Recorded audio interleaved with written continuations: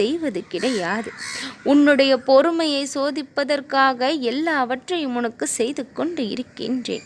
நீ படும் அல்லல்களில் இருந்து எல்லாம் உன்னை நிச்சயமாக நான் மீட்டெடுத்து வாழ வைப்பேன். நீ உன் கர்மாக்களை என் துணையோடு கழித்து கொண்டு இருக்கின்றாய்.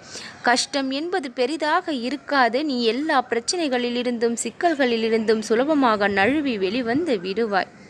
உன் வாழ்க்கையில் நீ முன்னேற வேண்டும், சாதிக்க வேண்டும், நல்லபடியாக சந்தோஷமாக வாழ வேண்டும், வளமான வாழ்க்கையை வாழ்ந்தே ஆக வேண்டும் என்று ஒரு துடிப்பு உன் மனதிற்குள் எப்பொழுதுமே கொழுந்துவிட்டு எரிந்து கொண்டு இருக்கின்றது.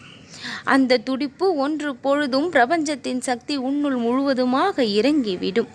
என் அன்பு குழந்தையே, எப்பொழுதுமே நீ கஷ்டப்பட்டே இருப்பாய் என்று நினைத்து விடாதே. உன்னை சுற்றி இருக்கின்ற சிலர் உன்னுடைய உண்மையில் வன்மத்தை கொண்டு உன்னை ஏதாவது செய்ய வேண்டும் என்று நினைத்து கொண்டு இருக்கின்றார்கள்.